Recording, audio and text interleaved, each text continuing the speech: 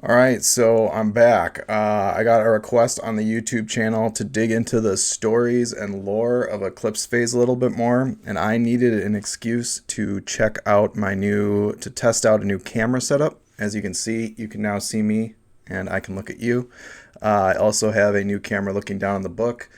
I think the color and sharpness is better than in the previous version. I'm really disappointed in the way that the first flip through was presented. So this gives me a little bit of redemption on that. But that being said, this is a webcam, so it's not going to be perfect. It's not going to be one to one.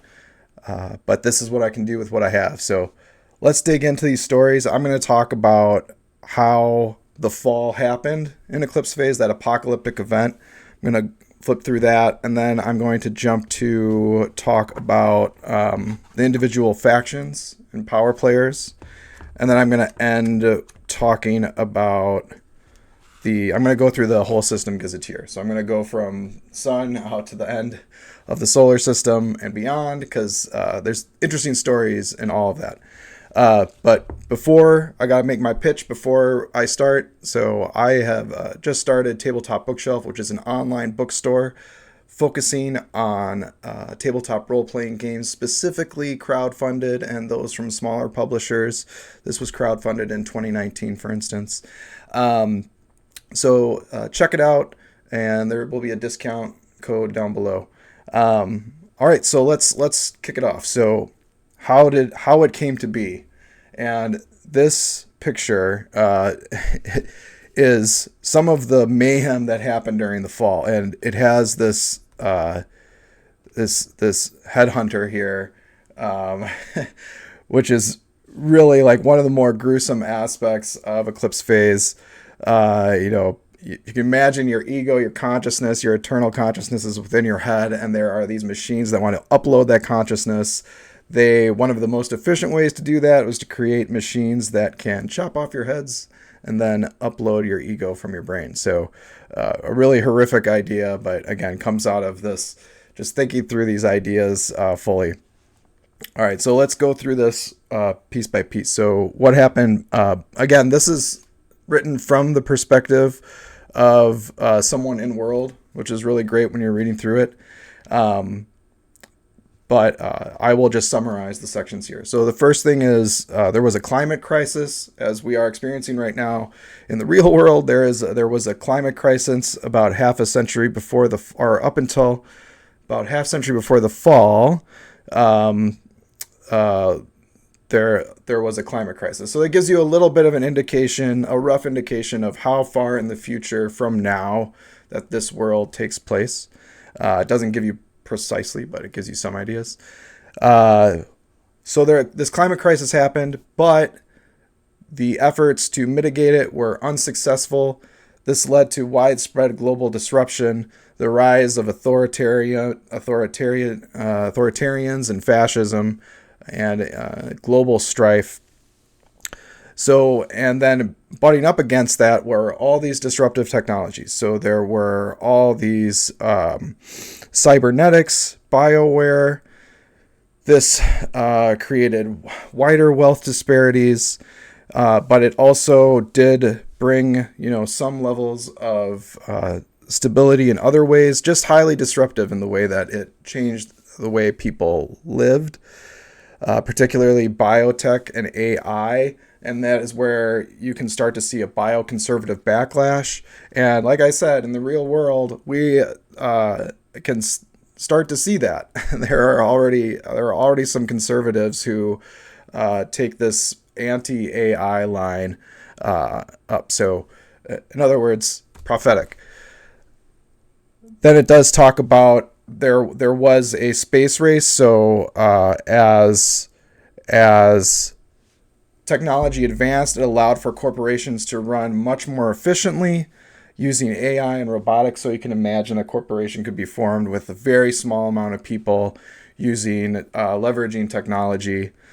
And that allowed for that enabled these expensive endeavors, including a new space race,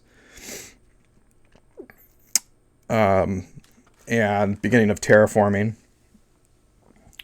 And then they the fall is sort of a gradual thing. But it sort of was happening in the background before the shit really began to hit the fan. So there were elements within the Titans. The Titans are this total informational tactical awareness network. And it was, of course, a U.S. military project. And that U.S. military project got a little out of hand, and it birthed. It was an artificial intelligence project, and it was a seed AI. And a seed AI is a really important concept in this game, and this feeds into the idea of the singularity. So, a seed AI has the ability to expand its own intelligence. So you can imagine using AI to say, "Hey AI, make yourself better." If it doesn't have any guardrails on that, it could lead to some very unexpected outcomes, and outcomes that might not align with humanity. And that is what happens with the Titans. So these Titans start to work in the background and pull strings to instigate conflict between human factions until it finally explodes out into the open. And these Titans and their machine and biomechanical armies start really wreaking havoc on Earth. There is devastation of entire metro areas. There is also at this time this exurgent virus that is happening that is causing people to act in very, very crazy ways. So an entire community might become super violent towards each other. And so essentially there is just a ton of confusion, a ton of destruction. People are panicking. And those with the means are able to get off world, or maybe are already off world. They have no concerns. But what we do have is, those who can't make it out, there are a lot of crazy things that happen. So there are ideas of people basically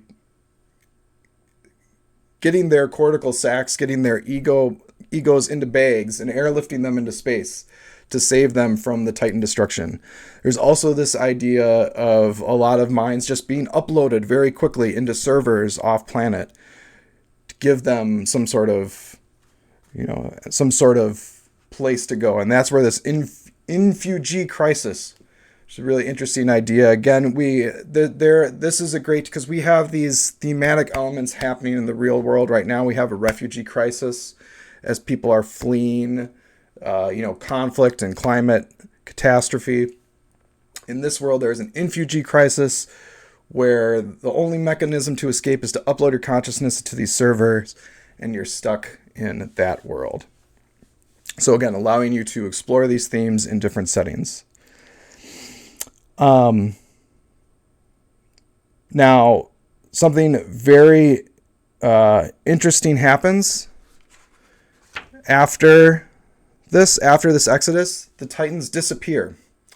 There is an event where one of the Titan ships goes into Saturn's atmosphere and is never heard from again. And that means that the Titans have, so that is the world that you are living in. And so there is this overarching mystery to your entire campaign of why, and threat, I would say. Why did the Titan AIs leave? Are they coming back? Did they get bored? Did they find something else that was more interesting in their super intelligence? And again, there are spoilers about what exactly happened, or give you ideas about what exactly happened, but I'm not going to reveal those here. I'm going to leave that for your game runner, your game master to reveal. So within this escape, there is a group called the Consortium that is focused on traditional economies, and They see a threat in the outer rim, which they can't keep a lot of control over. There are a lot of anarchists there. They are not abiding by market economics. They don't abide by, for instance, strict intellectual property laws. They confront these anarchists and autonomists out in the outer system, but those anarchists band together, and they are given support by the Titanian Commonwealth, which is this techno-socialist group that is out on Titan, moon of Saturn. And so with that support, they are able to keep the consortium at bay and create a space for anarchy or anarchism and for that sort of freedom to exist. What else happens post falls? So most of humanity was destroyed. There's the number of humans went from billions to millions. And so you can imagine there are efforts to repopulate humanity very quickly. One of those is called the Lost Generation, and that is this group that attempted to quickly grow humans from child to adult, and that had terrible ramifications for some of those individuals.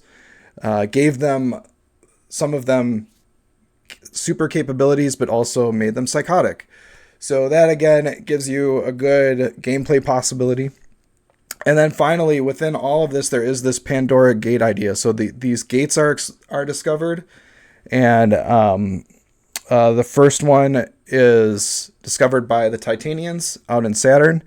But then there are 4 other gates that are found pretty quickly. Some of them are on asteroids. Some of them are near Mercury. Some are way out in the outer system. And as people, there's a way that's found to interface with these gates. So there's another sort of gold rush as people are exploring through these gates, and they discover thousands of gates on the other sides of these gates. In addition, they also find other alien artifacts, which I will get to later. Slowly after the fall, or shortly after the fall, 3 years after fall, the first alien species contact happens. And these are the factors, and these are these amoeba-like creatures. So they're very alien. It's a really good way of approaching aliens. A lot of times I think they get stuck in this humanoid or humanity bucket, and the factors are far outside of that. It truly is something unknown. And so it's hard to understand. They're almost like slime molds. So it's hard to understand exactly what their feelings are because they're so different from how humanity interacts.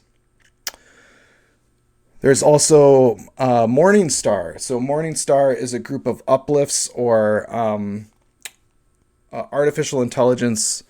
There are also artificial intelligences that are not seed AIs that you could still play.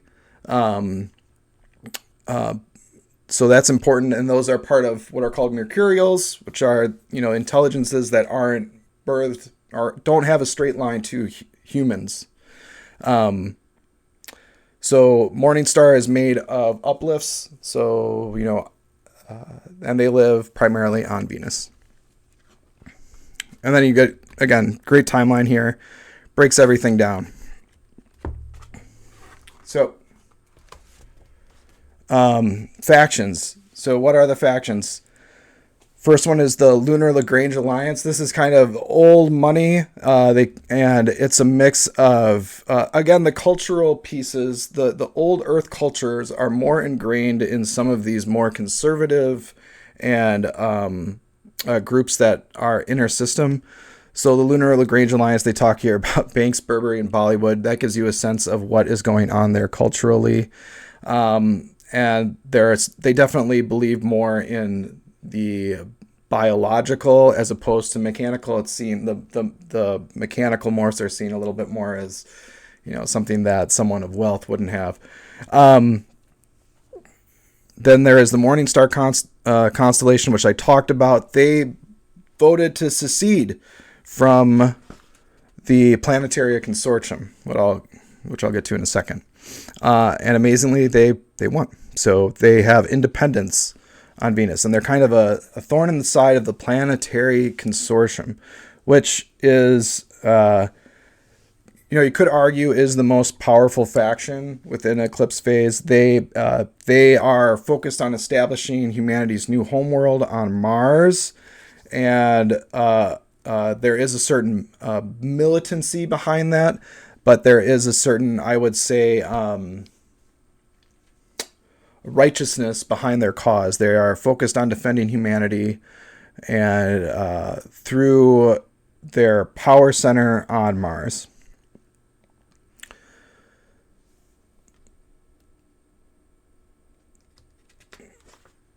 And then in your outer system, you have the anarchists, which I talked about a little bit with the Autonomous Alliance. So the anarchists are, they're not one individual group. There's different anarchist groups spread throughout the outer system. So this gives you a lot of, play space. The Alliance is all of those groups coming together to defend their freedom from, or maybe a better way is not to be ruled by intersystem interests. And then the other factor within the outer system is the Extropians, are another one, and they are, again, these anarcho-capitalists. So they still believe in free markets and free capital, but they don't believe in government in any ways. So everything is done through private contract, private industry, and they control, I believe, one of the larger colonies within the asteroid belt. Then you get to the Jovian Republic. These are your bio-conservatives. So basically what happened is during the fall, there was a very quick war, and the U.S. military forces and their South American allies wiped out Chinese and Russian forces. And they just took control of all of Jupiter space. And with the collapse of government, that military became sort of the center of the government there. The other interesting piece that's in here is that the Roman Catholic Church, Rome is probably rubble now, but the Catholic Church still exists within the Jovian Republic. So there still is a pope out there floating around in the Jovian system. And then there is the idea of scum, and scum are these artists, hedonists. Maybe there are some cultists in there, but really they're about, a lot of them travel on these, scum fleets, where they meander through space on various art projects and hedonistic endeavors. Further out, you have the Titan Commonwealth. That is within... that was the center of research before the fall, so it just sort of expanded on that idea. It becomes this techno-socialists, and they say here also one of the memes is cyber democracy. So they're very focused on a progressive democratic future. There are different social movements. Argonauts are focused on using science responsibly, so they are... if you are a science-focused character, you will probably interact with the Argonauts. They are seen as a little bit of a gatekeeper or protectors, and moving towards advancing scientific endeavors responsibly.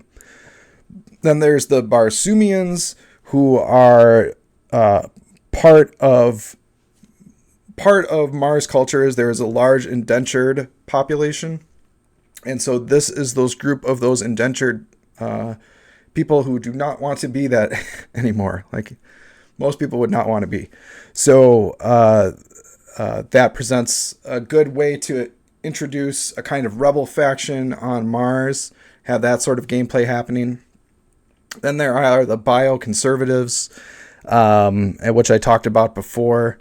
Within that, there's also this idea of neo-primitivists, which is really interesting. So that idea that we are going to go to an extreme, cast off all of our computation and technology, and really go back to, being Amish or something like that.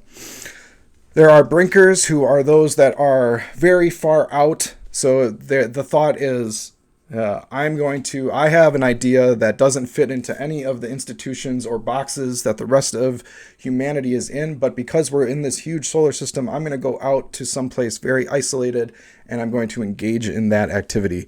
So that is where the brinkers come in. And then ex-humans, those are those groups that are trying to expand their humanity beyond to something more that usually makes them go crazy, makes them into something that your players want to fight against.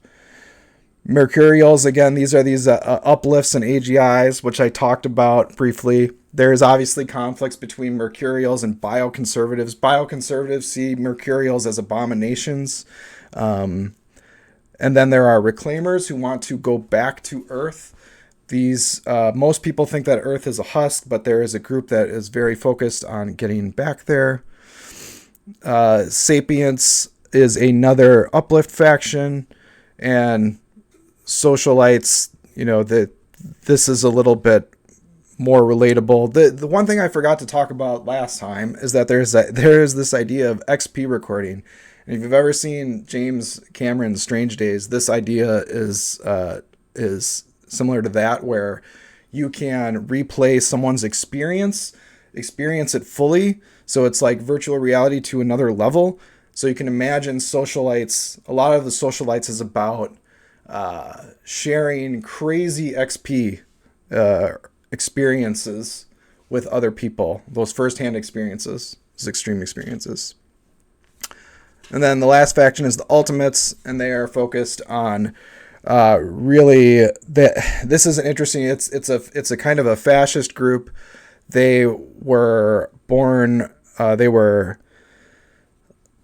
a mercenary group, but they have a lot of this religious undertones, and they had this sort of godlike cultish leader.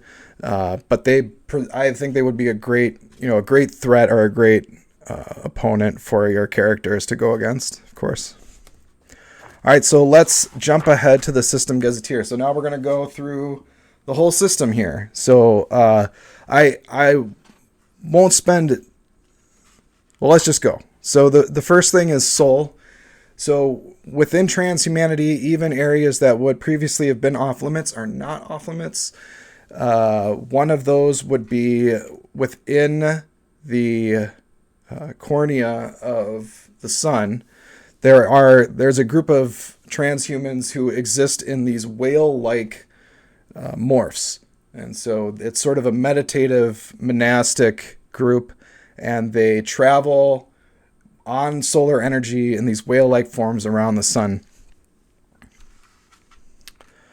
Then you get to Mercury. Mercury is primarily like a mining colony, but there is a very strange thing called the egg that was left by the factors. Now, Venus is where a lot of the uplifts and Mercurials are. Now, there was a lot of indentured servitude because Mercury is a very hostile environment. So you couldn't get down to the surface to do that work unless you were, highly modified. And so there are a lot of, Mercurials within Venus. There also are these aerostats, which are these cities in the clouds, like, a classic example is Bespin from Star Wars. But it gives you a lot of possibilities of, doing some interesting adventures within these aerostats that are around, and then occasionally going down into the surface to these very hostile habitats. So what's going on in Earth? Earth is destroyed. There are remnants of Titan abominations and Titan dangers on the surface. You don't really want to go there. That being said, there could be people there. There's a section here called residents, and so that does open up the possibility for you to travel down and find surviving factions.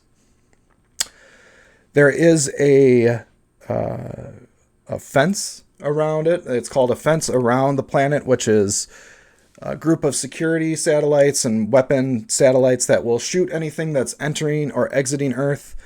So the way to get on and off of Earth is very difficult. You could try to sneak in, but that would be very dangerous. An easier way would be to beam your consciousness. Of course, you have to figure out, how am I going to get something down onto Earth that I can beam my consciousness to, that I can farcast to. Luna. So the moon was humanity's first stepping stone into space. So it has huge settlements. Those settlements were inundated by refugees during the fall, so they grew to be very large. But this is where the consortium holds a lot of power with the Lunar Lagrange Alliance, so there's a little bit of tension there. It's more conservative, it's more capitalist. And then you have Mars, which, again, the center of, or trying to be the new bastion of transhumanity, terraforming going on so that people can breathe the atmosphere free. But for a lot of people now, you could, with your right morph, all you really need is maybe some facial protection, and you could be on Mars's surface. But it is a very volatile place because of all the indentured servitude that is going on. There also is a quarantine zone, so there was a massive Titan outbreak here that needed to be contained as well. So a lot of gameplay possibilities. You could do an entire campaign just on Martian adventures. Now you get to the belt. Within the asteroid belt, there are, I think, two main places of interest. One is Ceres, which is one of the biggest asteroids on the belt, and that is run by, there are different presences there, but the main group is run by a Uplift Octopi cartel, which I love. So there's these kind of underworld, these criminal octopi that are kind of pulling the strings with all their tentacles behind Ceres. And then Extropia is going to be your anarcho-capitalist area. So everything is done with a contract, all medical care, justice, your protection, etc. I think if I actually started when I start my new Eclipse Phase campaign, I'm going to start it on Extropia. I think it's a good, it allows for allows for some interesting starting points. It's not super hostile. And for like a firewall agent, you're probably going to be fine there. But also being on the belt allows you to access inner system and outer system stories very easily. So I think that's a good place to start. Talk about Jupiter. We talked about how the bioconservatives dominate this area. And here in this picture, it's kind of hard to see, but there is this is like the Pope ship. So you can see a little bit of a cathedral there. Again, that idea that the Catholic Church exists within the Jovian system. Then you get to Saturn. And Saturn, the rings of Saturn provide a lot of water and minerals for the rest of the system and gases from the clouds. But the main player within Saturn system is the Titans. And the Titans are these sort of techno socialists who are using scientific efforts to help humanity in a supposedly democratic faction.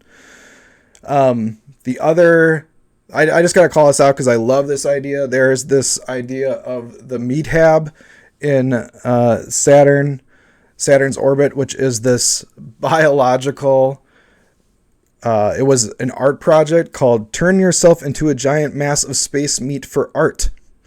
And it's a living habitat made of vat-grown bacon. And this is like where these gonzo. So I think it's important to remember that with these ideas, you can really go gonzo with them, and this is one of, and this provides an example of that. Uranus and Neptune, you're getting further out there. It's really starting to get to the backwaters. Like in this anarchist settlement, there's, 10,000 inhabitants. So it's a really small group of people that are inhabiting these outer systems. They're going to be probably brinkers or anarchists or independents. They're going to be very curious about any visitors, and the distances start to get very large. So even if you're farcasting into one part, let's say to Uranus, it's going to be it's going to take you a long time to get to Neptune if you're not farcasting. And then we get to the fringe, which is just way out there, and things get very strange. There are lots of groups that are either don't want to be bothered with, or they cause too much trouble to be dealt with. The juice wasn't worth the squeeze, so a lot of those habitats were left to their own devices by their previous owners. And then, far out there's also, there is a gate sitting out there very far for people to get to. So let's talk a little bit about the gates. So there are, like I said, there are these gates around asteroids. There's a gate on Mars. So again, you can have that Martian campaign can even go gate hopping. And then there is a Discord gate, which is that gate that's way far out. And it's run by the Ultimates, that sort of fascist mercenary group. It gives you a little idea into some of the extrasolar systems that you might encounter through some of these gates. One of these is Portal, which is they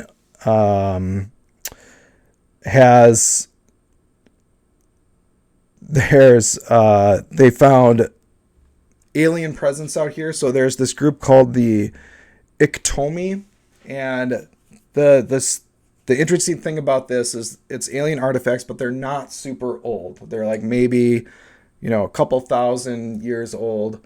So it gives this idea of, well, there was this other really super intelligent species out there, but they didn't make it. Why didn't they make it? They were using the gates. What did they do? Why aren't they around anymore? So again, there's all these lingering questions, and these questions that are lingering are suspenseful questions, and it puts this idea of suspense over the entire world and the campaign, and again, it drives home to this theme of inquiry and what asking questions, what sort of risks and what sort of horrors might be revealed when we take those journeys into the unknown.